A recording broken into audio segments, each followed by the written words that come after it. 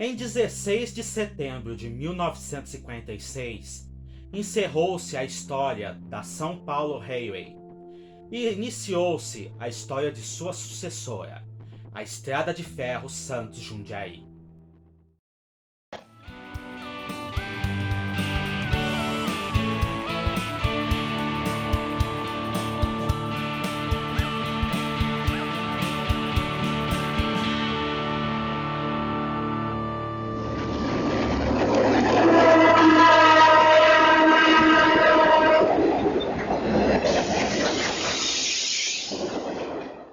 E aí pessoal, tudo bem?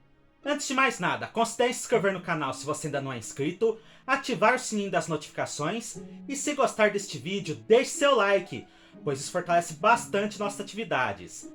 Lembrando, nós temos vídeos novos todos os domingos às 17 horas.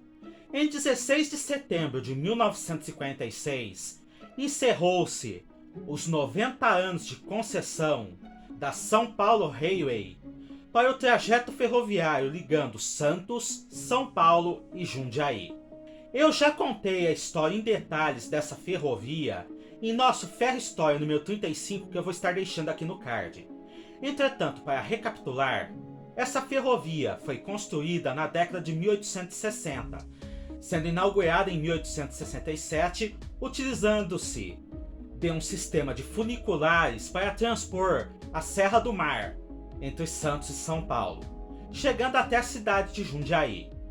Essa ferrovia foi considerada a mais lucrativa do mundo nas décadas de 1910 e 1920, sendo controlada por um grupo inglês. Por isso, ela tinha esse nome estrangeiro, São Paulo Railway. O grupo construtor tinha uma concessão de 90 anos para a operação da ferrovia, sendo que ao final destes anos, ela seria repassada para o governo federal. Tal fato se deu em 1946.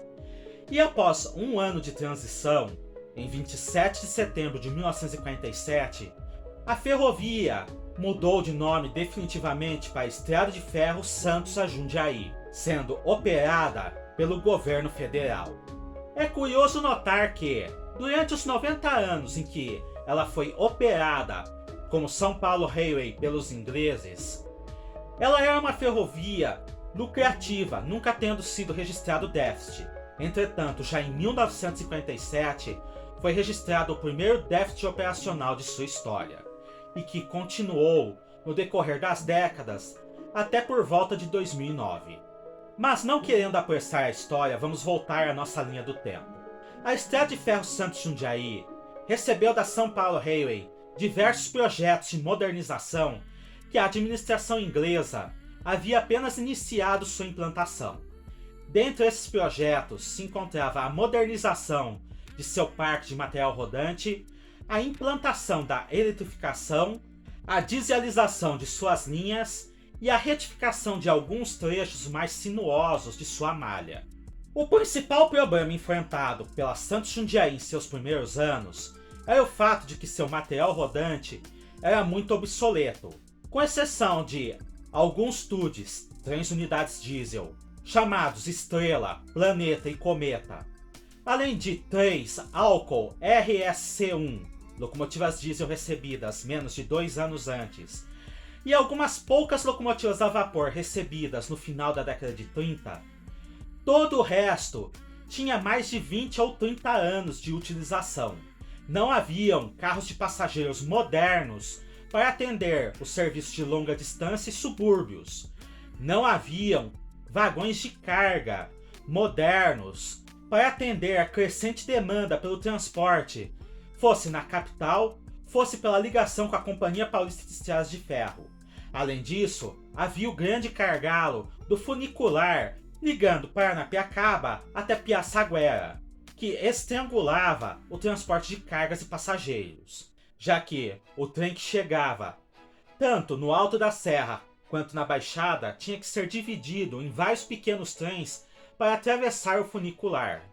Para resolver esses problemas, a empresa inicia as obras para a eletrificação do trecho entre São Paulo e Jundiaí, em corrente contínua de 3.000 volts e que seria interligado ao sistema eletrificado da Companhia Paulista, em 1948, além de receber mais algumas locomotivas diesel da Alco, as RS1, e também a retificar alguns trechos, principalmente entre São Paulo e Paranapiacaba.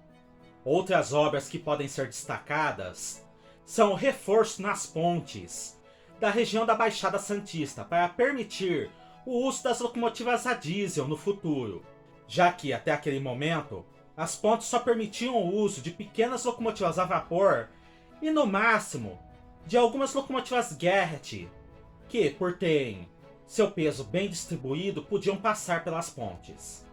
Entretanto, a eletrificação e a entrega das locomotivas elétricas, que havia ficado a cargo da empresa inglesa English Electric Corporation, acabou atrasando. Somente em 1950, a instalação da eletrificação foi concluída, mas locomotivas ainda não. Entretanto, com uma forma de auxiliar no treinamento das equipagens da Santos e Jundiaí, a Companhia Paulista de Estradas de Ferro emprestou 2 locomotivas Baldwin Westinghouse, utilizadas para o transporte de cargas, para aquela ferrovia, no decorrer de 1950. Sendo que eu já contei a história desse tipo de locomotivas em nosso Ferro História 19, que vai estar aqui no card. Ainda no final de 1950, embora com vários meses de atraso, a English Electric entregou a primeira de 15 locomotivas elétricas para a Santos Jundiaí. Locomotivas que receberam o apelido pelos ferroviários de Pimentinhas.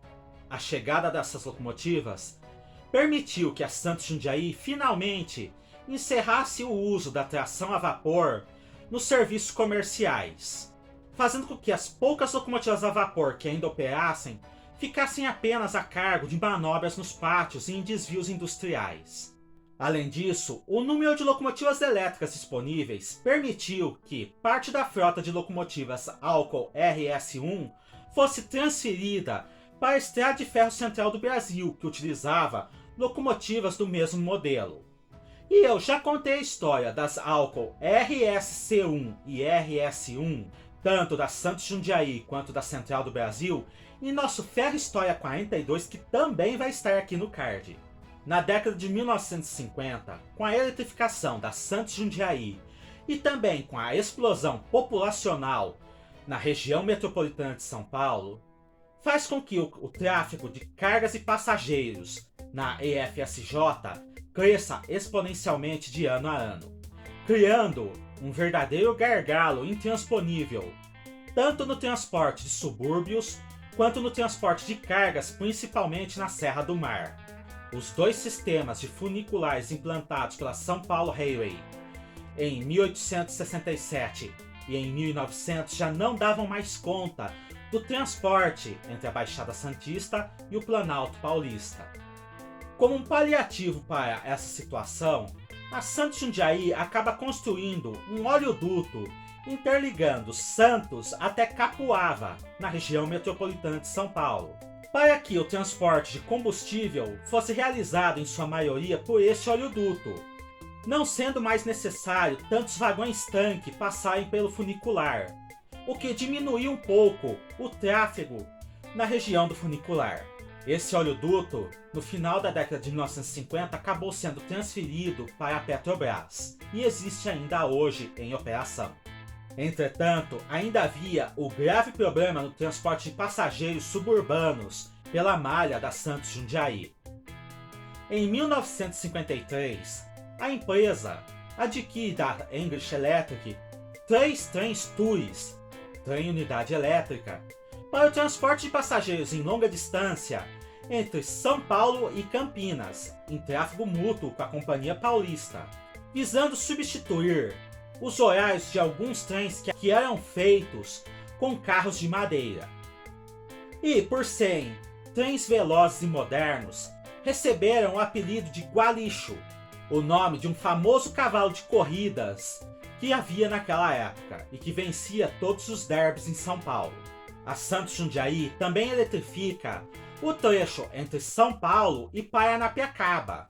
No ano seguinte, 1954, a empresa encomenda da The Boat Company dos Estados Unidos, seus primeiros trens para transporte de subúrbios da série 100, que entretanto só começam a chegar em 1957, quando então a Santos Jundiaí pode finalmente encerrar o uso de carros de passageiros construídos em madeira em suas linhas para transporte suburbano. Ainda entre 1956 e 1957, a empresa recebe 45 locomotivas manobreiras fabricadas pela GE, conhecidas como GE 70 e GE 88 toneladas, que irão substituir e desativar definitivamente o uso de locomotivas a vapor na malha da Santos Jundiaí. E ainda em 1957, a Estrada de Ferro Santos Jundiaí se torna uma das formadoras da nova empresa criada pelo governo federal para administrar suas ferrovias no país, a Rede Ferroviária Federal Sociedade Anônima.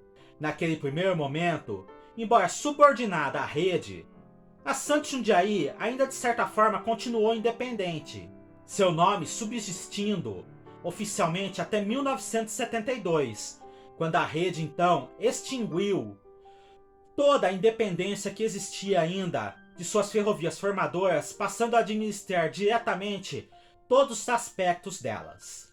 Nos 10 anos seguintes, a Santos Jundiaí continua exercendo um papel muito importante no transporte de cargas e passageiros na região metropolitana de São Paulo, principalmente com seu serviço de subúrbio. E embora o transporte de cargas continuasse sofrendo um importante gargalo devido às restrições do funicular na Serra do Mar. Em 1967, visando atender um antigo pleito de seus usuários, a empresa entra em um acordo de tráfego mútuo com a Companhia Paulista de Estradas de Ferro, onde as locomotivas e trens da Estatal Paulista poderiam adentrar até a cidade de São Paulo para serviço de passageiros e até Paranapiacaba para serviço de carga, sem a necessidade de se utilizar locomotivas e equipagens da Santos Jundiaí. Enquanto isso, locomotivas e equipagens da Santos Jundiaí poderiam seguir até Rincão, no interior de São Paulo, nas linhas da Paulista. Também, por volta dessa época, a empresa recebe mais 5 locomotivas manobreiras, as GE U6B, para reforço de frota. No final da década de 1960, os gargalos no transporte de cargas e passageiros nos sistemas funiculares se tornaram insustentáveis e irremediáveis, sendo que a única alternativa vista pela rede Santos Jundiaí foi a substituição da chamada Serra Velha por um sistema de cremalheiras que permitiria o uso de locomotivas mais potentes e a passagem de trens maiores.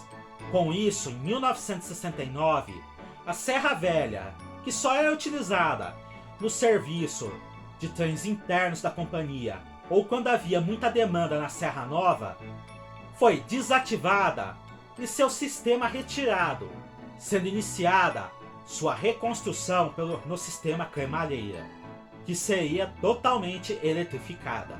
Em 1970, a empresa recebe os trens série 141 produzidos pela Mafferser, trens destinados ao transporte de passageiros de longa distância e que foram conhecidos como litorina elétrica, em contraposição às litorinas diesel que eram utilizadas pela antiga Central do Brasil e outras formadoras da rede.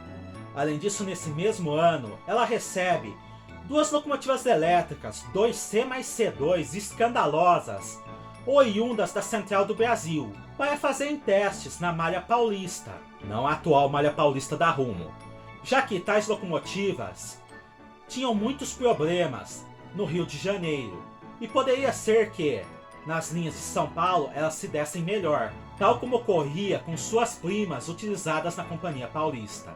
Em 1974, finalmente foi inaugurado o sistema cremalheira, utilizando-se locomotivas elétricas produzidas pela japonesa Hitachi.